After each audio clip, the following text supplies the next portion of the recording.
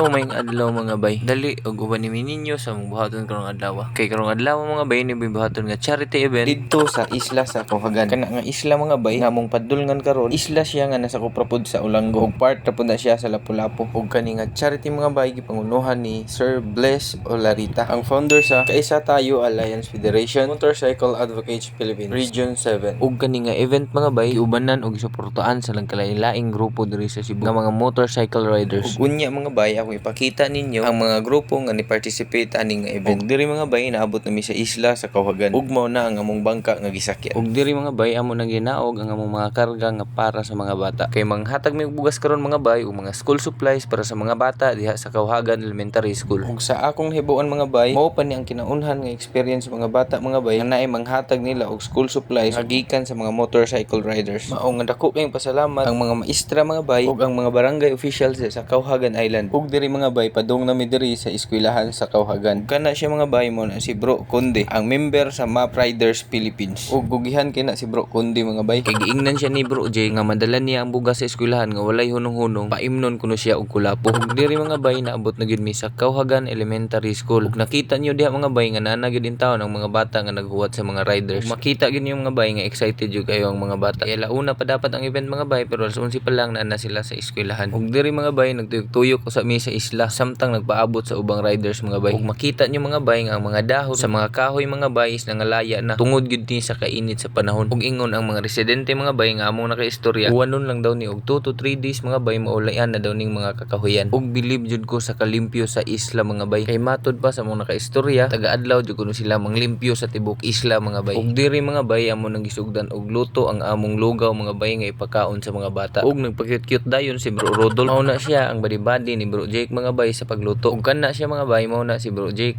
Mao na ang chef ko sa MAP Riders. Bali tulo ni kakaldero mga bay ang mong lugawon karon para maapod sa 200 kapin ka mga bata. Ug naabot na pud og galit si Bro Dennis mga bay. Gikan nagsuroy-suroy kay nangitag kahoy. Ug nagpa-cute na pugbalik si Rodolfo diha mga bay. Ug diri sa kilid na mga bay nagmaniho na pud ang MRCC ug sugba sa ilang baon para sud-an karong paniudto. Ug bilib pud kay ko ani nila mga bay. Kay kani sila mga bay mao ni ang Maxim Riders Club Cebu. Mas gipili nila mga bay nga di mo biyahe para motabang ani nga event. Salute ninyo mga master. Ug diri mga bay ipang-arrange na sa ubang mga club members ang mga ipanghatag nga bugas ug ang school supplies para sa mga bata. Ug mao ni tanan mga bay ang among ipanghatag para sa mga bata. Ug diri mga bay ako po ipakita ninyo ang mga club nga ni-attend ani nga event. Ug usa ani ang Wagas Riders Club, NUCP, JMRC, MRCC o Maxim Riders Club Cebu. Ug Team Laras Maxim Riders Club. Ug naapod ang Team Honda XRM ug ang Solid Riders Club Cebu. Ug naapod diri ang Freedom Riders Club ug ang Eagles Riders Club. Ug ako po ipakita ninyo ang mga nihatag og donation para ani nga event. Ug di na lang nako ni siya tagsa-tagsaon kay murag daghan ra jud kaayo. Daghan po kayong salamat ni Master Boy Bangs Pungko. Ug naapod ang MAP Riders Philippines nga gi-sponsoran og banner sa RR Apparel nga maoy nagtahi aning among uniform. Ug akong ipakita ninyo mga bay. Ug mao ni siya mga bay ang ilahang produkto nga gikan sa RR Apparel. Quality jud kaayo. Ug daghan kayong salamat mga sir sa quality nga sabli. Ug diri mga bay nagprepare na mi ana para sa among paniud. Mag-usar mi og kaon tanan mga bay. Ug mangayo ra pud mi og sud-an sa MRCC. Ug naapod ang andam nga sud-an ang mga barangay officials ug ang mga maestra sa Kauhagan Elementary School nga para sa mga riders. Ug natingamo mga bay nganong plastic na lang ni among isud-an sa mong kanon kay wa mi kapangandam kinauboy na lang ning amoa mga bay. Total puro sa mga mga laki. Ug among gipauna og kaon diha mga bay ang katong mga babay, mga asawa sa mga riders diha mga bay. Ug mao ni mga bay.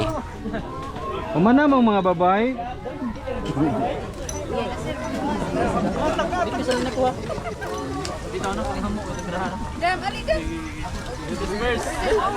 Ug paghuman na mo og kaon diha mga bay, gasugod na pud ang program sa eskwelahan. Kanang inyo nakita mga bay nga nangalingkod sa atubangan, mao na sila ang president sa tagsa-tagsa ka mga grupo mga bay nga niapil ani nga kalihukan. Ug excited na kayo ang mga bata diha mga bay. Ug ato sa paminawon mga bay ang speech ni Bro Jake ani mga bay. Ayong hapon atong tanan. Kusbon ko bayong hapon atong tanan. Kini akong tingog, inani yun eh. Gamay tao pero kusog og tingog. So, dili ko na Kilo. Mayong hapon, mga bata. Kusog-kusog diri. Mayong hapon, mga dagko. Mas kusog lagi diri. Kani murag wa ni kakaon re, pita. Ayaw mo kamalaka karon mo makaon. Karon taon makakaon mo. Kay kakita mo dito. Unsa akong gibuhat sa loyo para to ninyong tanan. Kami di ay nagpasalamat sa among founder no. Bliss Ularita. O pasalamat sa mi sa mga principal diri nga gi-welcome nila. Ug di na lang nato tiwason mga bay kay murag taas ra kay ang speech ni Bro Jake. Halata ra pod kaayo nga murag wa ra pod si Bro Jake nakulbai diha mga bay. Kay wa man nagkurog-kurog ang tingog. Samtang nag-speech si Bro Jake diha mga bay, naa pod si Bro Rodolph dire naning kamot kay gigutom na pod kuno siya. Na problema siya dire mga bay kay wa siya ka pangitaag sudan. Kinahurot na mugod ang sudan ganina. Ug naglingi-lingi na siya mga bay kay basin pa kuno og naay sobrang makita gyud ninyo sa naong ni Bro Rodolph mga bay nga murag problemado dud kayo siya. Ug paghuman sa program mga bay dire nami nagsugod og pakaon sa mga bata. Daghan din kay salamat mga bay sa mga maestra sa principal nga mga nangunay gud og hatag sa mga pagkaon diha mga bay. Sa uban pud nga mga riders mga bay nga may nag-guide sa mga bata ug naghatod sa mga pagkaon ngadto sa ilahang lingkuranan mga bay. Kay naguman nila og kaon ani mga bay naay giandam ang ubang mga riders mga bay nga paduwa para sa mga bata. Ug naa na pugay panawagan diha mga bay. Ug kinsa to mga solo riders diha nga gustong mo join sa bisag unsa nga club, PM lang mo mga bay kay asisanta mo. Ug samtang naglinya ang ubang bata diha mga bay, tingara ko aning isa ka bata nga nasa kong tapad na mugot na kay og naong naguol kay wa siya apil og hatag og lugaw. Maong ako na lang po siyang ipalinya. Uy, linya uy. Linya uy, ato dito. Bitaw, katong bata mga bay, mga tong nag-inusarang anak ni Master Bliss Ularita. Ug samtang naghatag og lugaw ang mga riders mga bay, principal pud sa eskwelahan sa Kauhagan mga bay, maupoy nang hatag og dessert para sa mga bata. Ug nindot kayo sa paminaw mga bay nga makita nimo ang mga bata, malipayon kayo sila tungod ani nga event.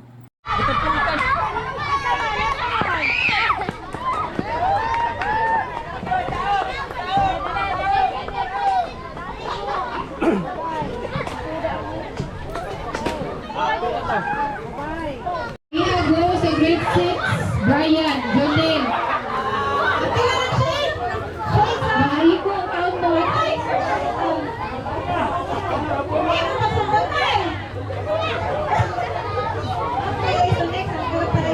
Okay, lower grades, lingkot na.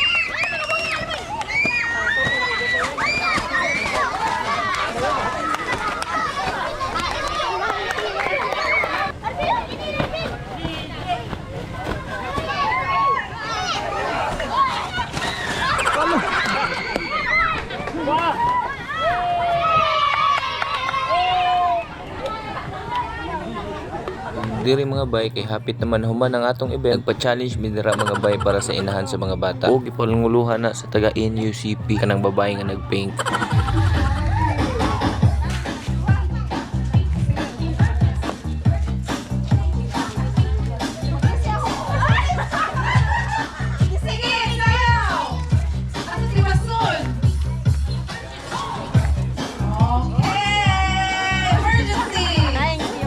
Diri mga bay na human na gyud ang among charity sa Kauhagan Elementary School. Diri mga bay nagpicture-picture na mitanan uban ang mga maestra, principal ug ang atong mga co-riders mga bay. Diri na lang pud ta kutob mga bay. Palihog na lang pud ko og share ani nga video. Ug daghang kayong salamat ninyo mga bay. Bye bye.